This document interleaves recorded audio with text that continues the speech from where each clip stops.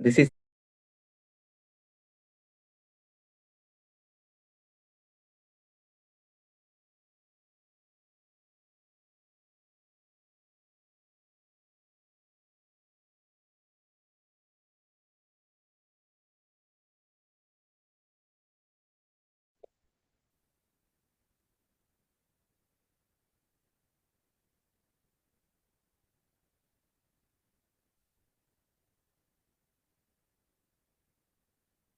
okay. Meeting start பண்ணலாம்.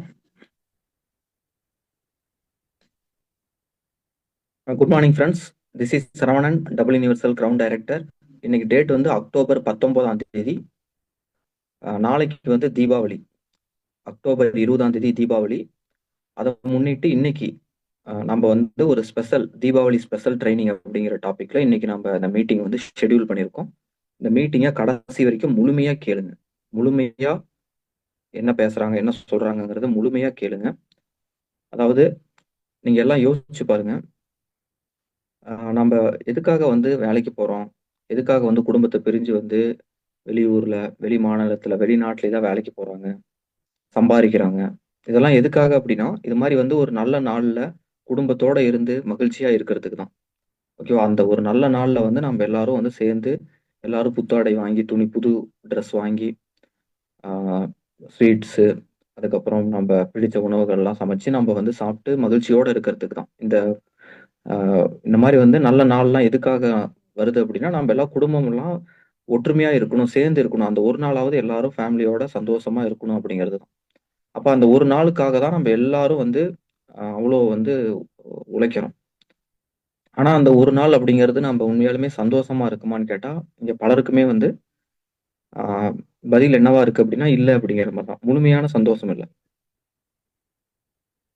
ஏன்னா நானும் வந்து வேலைக்கு போம்போது இந்த மாரி தீபாவளி டைம்ல வந்து வெளியூர்ல இருப்பேன். தீபாவளி கூட வீட்டுக்கு குடும்பத்தோட இருக்க முடியாது. சூழ்நிலை, வேலை அந்த மாரி எம்என்சி கம்பெனில எல்லாம் வந்து பார்த்தீங்கன்னா, இந்தியன் ஹாலிடேஸ்க்கு லீவே குடுக்க மாட்டாங்க 1.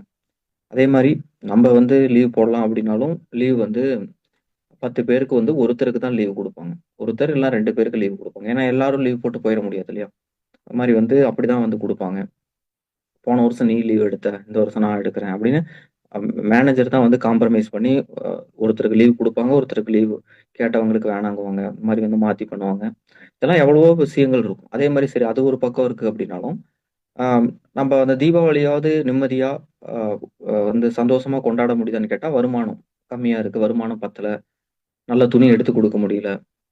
ஆ வேணுங்கிறது வந்து வீட்டுக்கு தேவையான செலவுகள்லாம் வந்து பாத்துக்கிற அளவுக்கு வந்து இல்ல. ஏன்னா நமக்கு மாதமான வருமானம் வருது. அந்த வருமானம் மாதம் மாதம் நம்ம செலவு பண்ணிர்றோம். நடுவுல தீபாவளின்னு ஒண்ணு வருது. அதுக்கு வந்து அடிஷனலா செலவு இருக்கு. அந்தந்த மாச செலவுக்கு தான் காசு சம்பாரிக்கிறோம். எத்தன கம்பெனில எத்தன பேருக்கு வந்து போனஸ் கிடைக்குது? எல்லாருக்கும் போனஸ் கிடைக்குதா? கிடைக்கிறவங்களுக்கு ஓகே. மத்தவங்களுக்கு போனஸ் வருது. அந்த போனஸ் எக்ஸ்ட்ரா காச அந்த தீபாவளிக்கு நம்ம வந்து செலவு பண்ணா ஓகே. பட் வந்து போனஸ் இல்லாதவங்க எத்தன பேர்? ஏன்னா எனக்கெல்லாம் நான் வந்து போனஸே வாங்குனதில்ல. எனக்கு எந்த கம்பெனிலயும் போனஸ்லாம் தந்ததே இல்ல. அப்ப அந்த மாரி இருக்கிறவங்களோட நிலைமை பாருங்க, இன்னும் திண்டாட்டம் தான். அப்ப என்ன பண்ணணும்? ஓகேவா? எனக்கு வருமானம் இல்ல, வருமானம் பத்தல அப்படின்னு புலம்பிட்டு இருந்தா ஆகாது. நம்ம வருமானம் வரக்கூடிய ஒரு வாய்ப்ப தேர்ந்தெடுக்கணும். நல்லா அதிக வருமானம் சம்பாரிக்க கூட வாய்ப்ப உங்கள யாராவது இந்த வேலையில தான் நீ இருக்கணும். இந்த வேலைய விட்டு போகக்கூடாது. இவ்வளவுதான் நீ சம்பாரிக்கணும்னு யாராவது சொல்றாங்களா? உங்க கைய யாராவது கட்டி போட்டு வச்சிருக்காங்களா? இந்த வேலைக்கு தான் போகணும். இவ்வளவுதான் சம்பாரிக்கணும். வாழ்க்கை இவ்வளவுதான். பணக்காரன் ஆகக்கூடாதுன்னு யாரும் சொல்றாங்க. நீங்க தான் அந்த வேலையில இருக்கிறீங்க. இருந்துட்டு கடவுள குத்த சொல்லிட்டு, வாழ்க்கை முன்னேறாததுக்கு காரணம் என் தளபதின்னு சொல்றது. இதெல்லாம் வந்து உங்க தப்பு. ஓகே. கிடைச்சிருக்க வாய்ப்ப சரியா எடுத்து பயன்படுத்துனீங்கன்னா, உங்க வாழ்க்கையும் மாறும். எல்லாரும் பாருங்க, இப்போ அ பொறக்கும்போதே வந்து இப்படி கோடீஸ்வரனா பொறக்கிறது கிடையாது. கரெக்ட்டுங்களா? இப்ப நீங்களும் நானும் வந்து கோடீஸ்வரன் கிடையாது. பொறக்கும்போதே வந்து எந்த ஒரு வருமான ரீதியா எந்த ஒரு கவலையும், அ பிரச்சனையும் இல்லாத குடும்பத்துல பொறக்கல.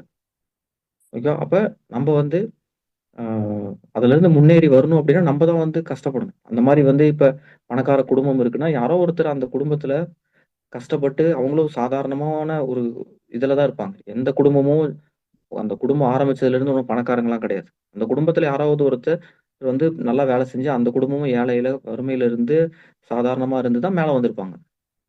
கரெக்ட்டுங்களா?